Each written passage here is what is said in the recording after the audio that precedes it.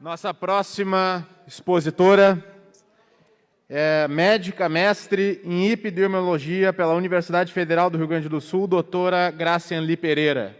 Bom, obrigado pelo convite, deputado Eric, e demais colegas, médicos, colegas e senhores e senhoras. Apesar da minha formação ser médica, eu acho que nós estamos num debate que ele não é eminentemente médico, tá? Por quê? A gente já falou muito sobre essas coisas das vacinas, né? Elas serem feitas com apenas uma proteína, que é a proteína que é mais imunogênica no sentido de ativar o sistema imune, né? Que pode, no final das contas, se virar contra o próprio paciente, né? Só que, assim, quem teve a doença foi exposta ao vírus inteiro, né? Tem uma imunidade muito melhor. E essa proteína é a proteína, basicamente, que o vírus muta, né? Que ele muda conforme vai passando o tempo. Ou seja, nós estamos sendo obrigados a tomar vacina, além de experimental, ultrapassada, né? É que nem a gente exigir que as pessoas continuem tomando o mesmo antibiótico para uma infecção, um antibiótico que não está fazendo mais efeito, né? Por quê? Alguém precisa gastar essas vacinas que compraram, né? Muito bem. Outra questão são as vacinas de RNA mensageiro. As vacinas de RNA mensageiro, né, a Pfizer, a Moderna, elas são vacinas experimentais total, porque a gente nunca teve nenhuma outra vacina na história da humanidade aplicada em massa em humanos com essa tecnologia, tá? Nunca existiu. Nós estamos sendo submetidos a isso em massa, entendeu? É um monte de cobaia barata, para quem eles não vão precisar nem pagar se tiver qualquer problema, tá? Para vocês terem uma ideia, a principal linha de pesquisa de vacina de RNA mensageiro era para fazer terapia imunogênica em pacientes com câncer, né, para que células de defesa do organismo reconhecessem as células cancerígenas e fossem lá atacá-las. Ou seja, uma pessoa que realmente tem uma doença grave, uma doença que vai levar à morte em pouco tempo, ou seja, já está doente, não é prevenção, tá? E mesmo assim, nesse cenário, elas nunca foram aprovadas para uso em humanos, tá? Então, eu quero só que vocês tenham noção do risco que vocês estão correndo. Muito bem. Outra coisa, essa coisa das vacinas serem ultrapassadas, a gente tem um estudo em Israel que 80% da população adulta está vacinada com Pfizer, tá? Que no início tinha uma eficácia de 80% a 90%, e que agora tem uma eficácia de 40%, exatamente porque o vírus muta, tá? E porque a população israelense não foi exposta aos outros vírus, ela não adquiriu imunidade, digamos, de rebanho, que todo mundo gosta de falar, mas pouca gente se expôs, e agora o que eles estão fazendo? Eles estão tendo delta a rodo, tá? Porque a vacina não protege, né? E eles têm muito suscetíveis, tá? Muito bem. Além disso, a questão que a gente já tocou aqui, que nenhuma vacina disponível realmente impede o paciente de ter a doença e transmiti-la, ela talvez protegesse você de ter uma forma grave da doença, tá? O que a gente ainda está vendo, porque a gente não terminou os estudos de fase 3 ainda, então a gente não sabe se isso é verdade. A gente induz, tá? Acha que sim, tá? E, obviamente, a imunidade natural adquirida pós-infecção, que as pessoas começaram a dizer que não existe, né? Todo mundo sabe que se você tem catapora, a criança, inclusive doença benigna de infâncias, quando não tinha vacina da varicela, que é uma coisa recente, a gente ficava junto com quem tinha para ter de uma vez, para depois não ter quando era adulto, certo? Então, assim, isso não funciona, não existe, né? Muito bem. Ainda tem mais coisas. Eu sou formada, eu tenho mestrado em epidemiologia, então existem cálculos que nós fazemos para saber qual é a necessidade real de se vacinar pessoas e qual é a faixa etária, né, que mais precisa, ok? Então, assim, nós temos, por exemplo, como exemplo, a vacina da gripe, né? Nós não vacinamos toda a população de uma vez na vacina da gripe. Por quê? Porque a gente vai vacinar quem tem mais risco de se hospitalizar, de morrer, né? No coronavírus, a gente tem exatamente uma faixa etária para isso, porque a gente sabe o risco de morte das pessoas com mais de 50 anos, 60 anos, né? Agora, por que se quer vacinar criança? Né? Para quê?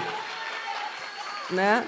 Então, assim, eu já vi, além de ver adultos sendo coagidos a se vacinar por causa do seu emprego, para não perder o emprego, né? Inclusive com decisão de tribunal de trabalho dizendo que é justa causa se a pessoa não se vacinar, né? Então, assim, eu já vi, inclusive, crianças, isso é uma coisa horrível, mas mães desesperadas que não queriam vacinar seus filhos, mas os filhos tinham que ser vacinados para participar de coisas esportivas, de um balé, de uma coisa que elas gostam, entendeu? Então, assim, eu já ouvi histórias do Arco da Velha. Isso é coação, tá? Então, assim, eu tinha, no início da pandemia, começado a fazer certas publicações de Facebook, calculando como é que estava evoluindo, mas eu desisti. Porque, no meio da história, isso aí se politizou de uma maneira que ninguém mais estava... Não adiantava tu falar. Né? Ninguém mais queria saber. Era uma narrativa, não interessava o cálculo, as coisas como elas estavam indo. Né? Então, assim, a gente assistiu de camarote e me fez meio que deixar de lado um pouco essa história, porque se trocou medidas de epidemias que sempre foram feitas. Depois vocês vão ouvir o Dr. Osmar Terra, que estava presente na condução das epidemias da influenza, né? Trocou-se medidas que sempre se fez por umas coisas histéricas, sem comprovação, sem nem ideia científica assim, para dizer, não, realmente a gente pode tentar isso. Era simplesmente para fazer alguma coisa. Se plantou um medo de uma doença e aí as pessoas aceitam a fazer qualquer coisa. Né? Bom, isso, inclusive, também... a gente poderia falar sobre a questão das medicações off-label. Né? Eu não entendo por que alguém não tem medo de tomar uma vacina que foi feita ontem, mas tem medo de tomar uma medicação que tem mais de 70 anos de uso. Tá? Não entendo como é que alguém saudável que vai tomar uma coisa que teoricamente é preventivo, como uma vacina, ou seja, eu estou saudável, não preciso me submeter a isso. Mas eu não posso tomar uma medicação seguríssima, com todos os efeitos colaterais conhecidos e irreversíveis, se eu estou doente. Não faz sentido. Tá? Então, assim, a gente podia discorrer sobre isso eternamente, essas coisas que aconteceram durante essa pandemia. Tá? Mas essa discussão não é médica. Essa discussão diz respeito à ética, à moral. É uma coisa que não precisa ser médico para entender. Tá? Diz respeito à liberdade individual de não ser coagido. Tá? Não é sobre ensaios clínicos randomizados, duplo cego, controlado por placebo, aquele monte de coisa que se exigia para uma coisa, mas não se exige para outra. Tá? Mesmo que as vacinas fossem 100% eficazes e isentas de efeitos colaterais, ninguém tem o direito de obrigar alguém a tomá-las por meio de coação estatal. Tá? A gente toma as coisas por convencimento. Eu não posso, enquanto anestesista, fazer anestesia no meu paciente simplesmente assim, doutora, qual anestesia que eu vou tomar? Não te interessa. Vai tomar anestesia? Tá bom. Que nem a gente vê no posto. Não interessa que vacina vai tomar. Tem que tomar e acabou. Entendeu? Isso não é assim que funciona a medicina. O paciente tem todo o direito de escolher o que vai tomar ou não, principalmente. A gente tem algumas leis, sim, sobre tratamento. Tá? Então, o paciente, quando ele está doente e a doença dele vai fazer mal para ele e para outro, se eu não tratar. Por exemplo, um paciente que está numa emergência médica, tá? O paciente está sangrando, vai morrer. Bom, o médico não vai poder discutir com ele, o senhor quer que eu faça isso ou não. Mas isso é um caso, o paciente está morrendo. Não é o paciente saudável que está andando por aí, entendeu? Para uma medida preventiva. É diferente, tá? Então, assim, esse tipo de coisa, o convencimento, gente, causa cooperação, tá? A obrigatoriedade causa desobediência. E a coação causa revolta. Inclusive, nós já tivemos isso aqui no início do século XX, com a revolta da vacina. Se vocês não lembram desse caso, vão estudar. É muito interessante, tá? Bom, então, vamos pensar no seguinte caso. Isso eu vou dar um exemplo que é como eu me sinto, tá? Porque eu já tive Covid, eu estou imunizada, muito melhor de qualquer pessoa que só tomou a vacina, mas a qualquer momento eu posso ser coagida a ter que me vacinar simplesmente para entrar numa farmácia. Ou, como acontece na Europa, inclusive eu recebi vídeo hoje, lá o pessoal está revoltadíssimo fazendo protesto, vocês não vão ver isso na televisão, tá? Paciente, vozinho, tá? Chegou na porta do seu posto de saúde para medir a glicose. A senhora não tem passaporte, a senhora não pode entrar. O que é isso?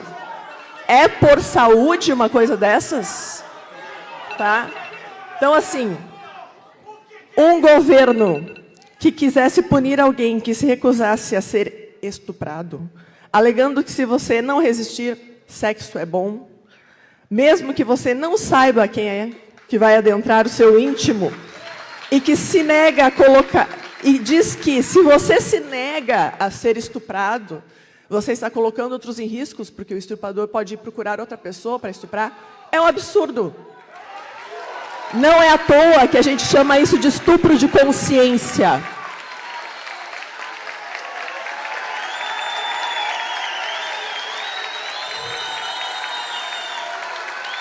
Então, assim, para terminar, eu reitero que nós estamos aqui discutindo sobre algo muito mais precioso e difícil de reaver que a própria saúde.